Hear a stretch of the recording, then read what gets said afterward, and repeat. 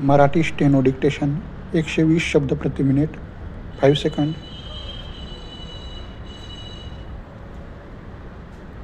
Start. मित्र हो परिच्छेद.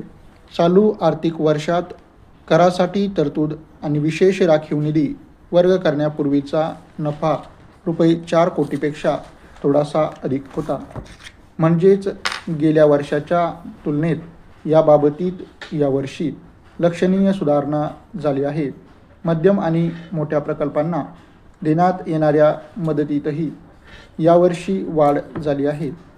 माझ्या गेल्या वर्षाच्या निवेदनात मी मुद्दल आणि व्याजाच्या वसुलीत सुधारणा होण्यासाठी करण्यात येणाऱ्या प्रयत्नांचा उल्लेख केला होता.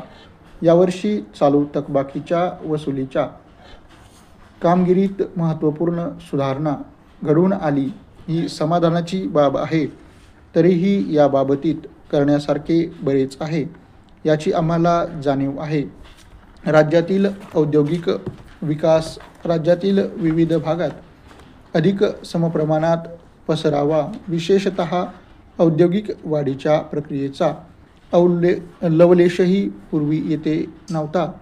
अशा ठिकाणी उद्योग आकर्षिले जावेत यासाठी दक्षतेने प्रयत्न करीत राहणे हे महामंडळाचे प्रमुख उद्दिष्ट आहे. गेल्या 20 वर्षापेक्षाही अधिक काळात विकासाची क्षमता असलेल्या निवडक ठिकाणी पायाभूत औद्योगिक सुविधा उपलब्ध करून देण्यासाठी आम्ही प्रयत्न केले.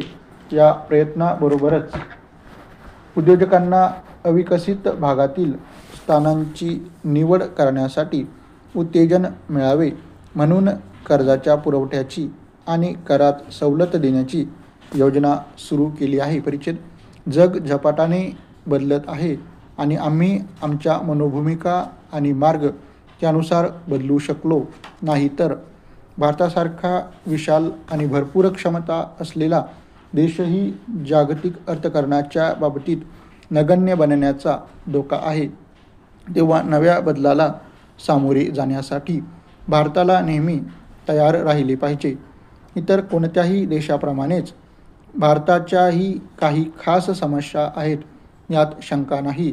त्यासाठी प्रसंगोचित व आपल्या सामाजिक वातावरणाला सुसंगत असे उपाय आपल्याला शोधावे लागतील. या पार्श्वभूमीवर राज्यातील उत्पन्न आणि रोजगार यांची वाढ होण्यासाठी उपयुक्त ठरतील अशी खास कार्यक्षेत्रे कोणती याचा महामंडळ शोध घेत आहे. रोजगार आणि व्याप्ती यांची अत्यंत जलद वाढ होण्याकरिता मजबूत पाया तयार करण्यासाठी शेती आणि फळांच्या लागवडीमध्ये आधुनिक तंत्राचा वापर करणे अगत्याचे आहे. परिच्छेद.